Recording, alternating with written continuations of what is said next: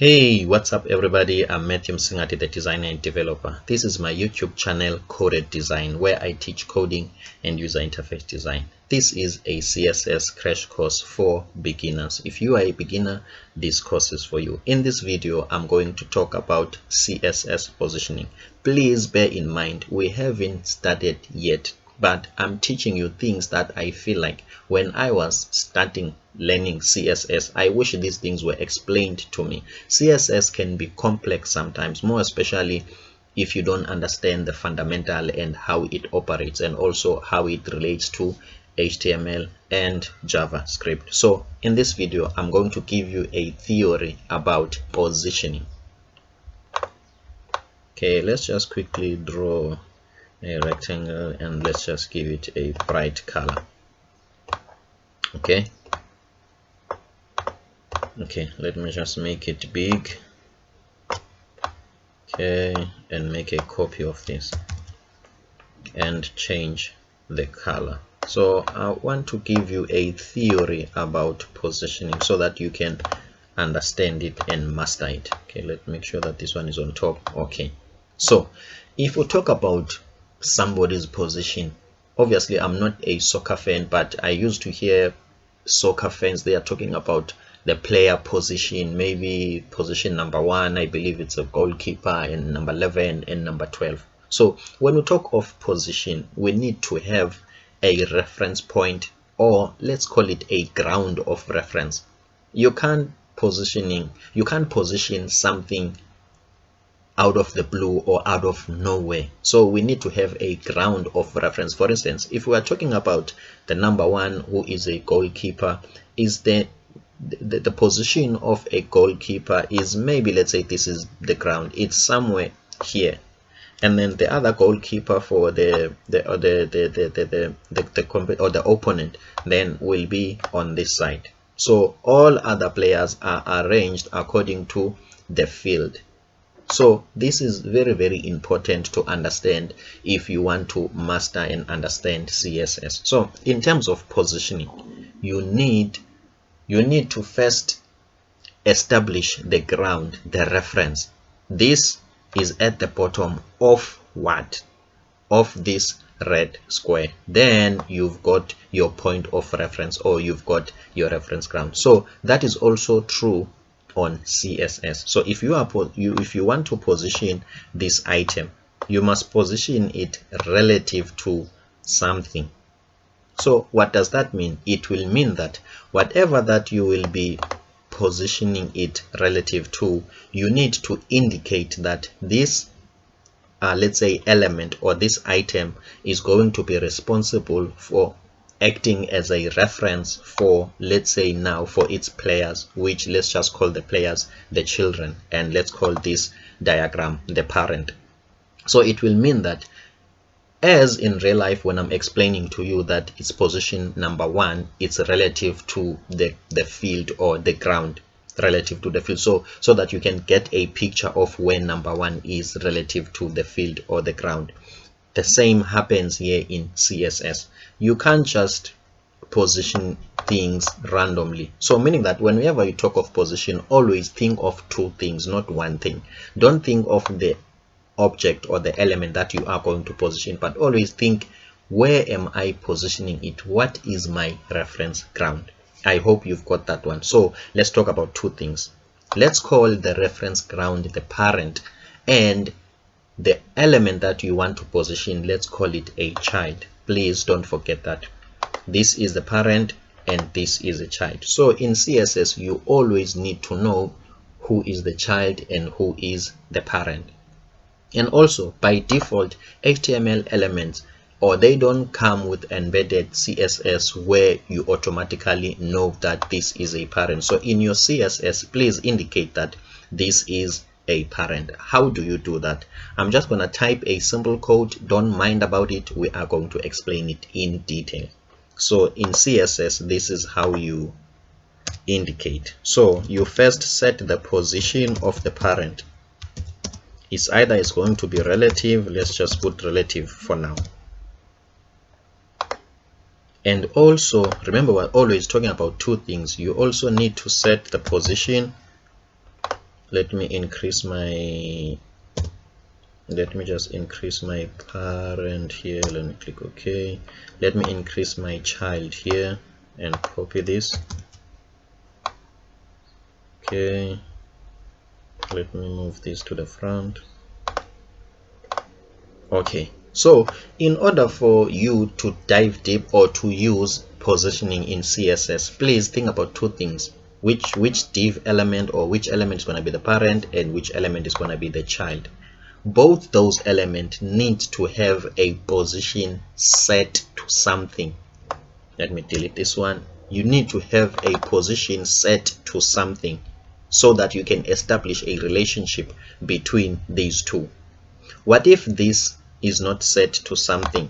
What if this is not set to something and you want to position this item relative to this red box, but the position of the red box is not set?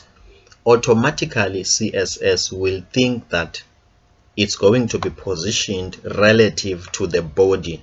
Let's assume that this frame, the white byte, I hope it's also clear to you. Let's assume this frame is the overall body of our website. As you can see now, it has got some blue border. So CSS will always go to the body and use it as a reference. So for me, that's about it. Always keep it that simple. Whenever you want to position something, you want to put this here, always think about two things. Which item is going to be my parent? Let's say this is going to be your parent. Make sure that you set the position to something. It's either it's going to position relative or it's going to be absolute. Obviously, as we continue with this course, I'm going to tell you the difference between the two, but what is more important now, please drill this into your mind. Whenever you want to position something, think about what is my parent container so that I can position the child relative to the parent. Otherwise, for me, that's about it. If you are new to my channel, please visit my channel and subscribe. I'm Matthew from Coded Design. See you on the next one.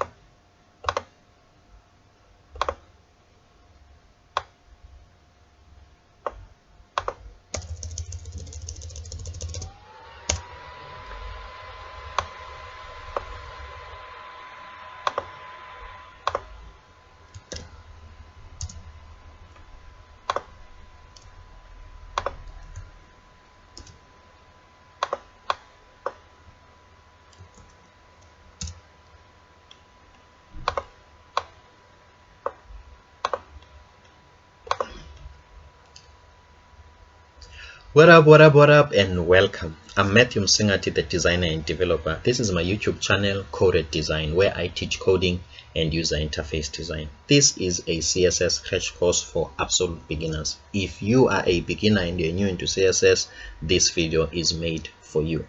So we are continuing with CSS theory. In this section, I'm giving you all the things that I wish I could have knew before. I wish I knew before I start CSS.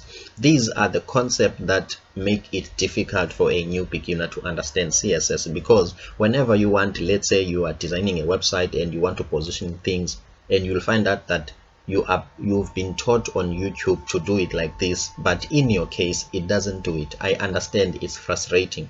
So now the concept that I'm going to explain to you is displaying. What is displaying in CSS?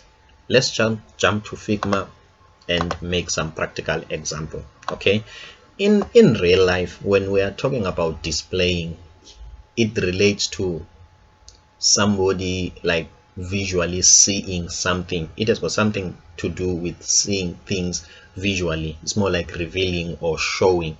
So that's also the same to CSS, but however, obviously CSS is some sort of a styling language, so it means that there are some certain things that relates to it as a language, not a real life English knowledge or English sentence. Okay, so step number one, also on CSS, if I want to hide this, I must use the display property. So for instance, if I set this to display none, CSS property, this will disappear, or it will not show on the screen. So that makes sense. That's what also as a beginner you were expecting. If I'm displaying none, that means no display. Makes sense 100%. So now let's continue. Now in the display there are some other properties that I'm going to talk about, and also I'm going to give you a theory of what effect do they make on your HTML elements. Okay, so we said if we're displaying this none, that means it disappears. But what if we want to show it? So obviously this is not real life English. If we want to show it, we say display block. What does this block come from? Obviously if something is not displayed, then it must be none.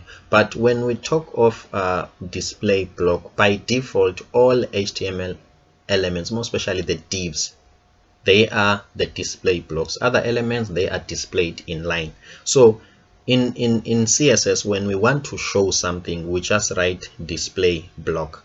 So the div elements, they come automatically with a display block element. So the block value doesn't necessarily mean displaying only, but also in CSS and HTML it means that if I have got this element and it's displayed block, not only it's visible, it's going to show, but it means that, let me set my background to a darker color so that we can easily see this area, the white area that acts as the body of our HTML.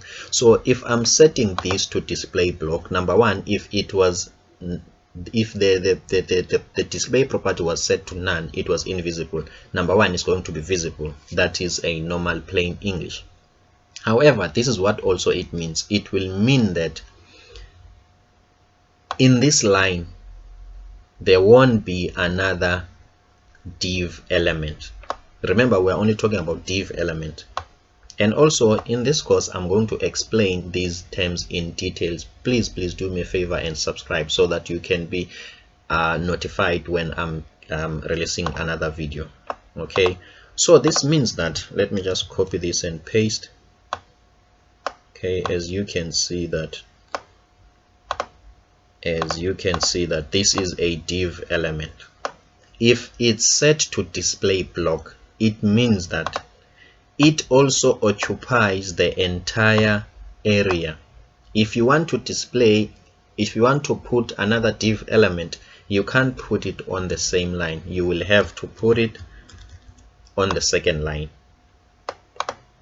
So display block means that make it visible when it's invisible, and at the same time you occupy the entire line in your HTML document. That means when you are adding another div element, it cannot be added here. Remember, we're talking about a div element. It cannot be added here. It will be added on a new line. That's why automatically when you type HTML elements, more especially the div element, you will find out that they are stacked one on top of the other, not like this. So if you want them to be like this, that will mean you will have to change the display property. So do you see that display is not only responsible for showing and hiding things, but also it has got some sort of an extended meaning that, number one, when something is displayed block, let's say, it's going to be visible, yes, but in the HTML document it's going to take this whole line.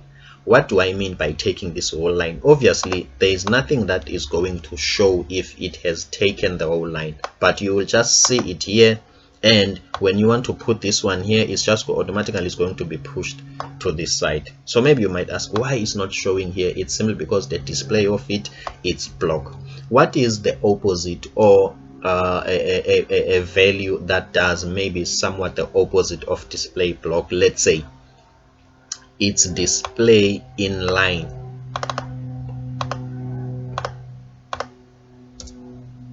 Let's say display in line.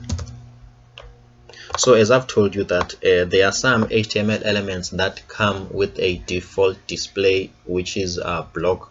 just like div elements, but there are some elements that comes with a display inline as a default. The one that I know is an image. So when you are displaying an image, it's not going to jump straight to this line.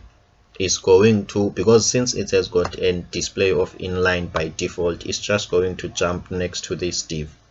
So when things are displayed in line, as you can see that they follow some sort of a row, one after the other, but in a row, they are arranged in a row. But as soon as you display block, you will see that this will jump to the bottom so that they can be aligned vertically, I can say. So contrary to display block, the one that put things here, if you set the display property of this element to inline, it will move to stay in line with this one. Now let's get to some sort of a theory, but also in a practical fashion. So when you are displaying things, or the behavior of HTML element will be confusing, or will be somewhat, it's going to be a weird behavior, because when you put an element in your HTML document, you are expecting them to behave in a certain way. But now if they are being stacked on top of each other, whereas you were interested in aligning them horizontally, obviously that's not what you want to achieve. That means it's doing something that you don't want.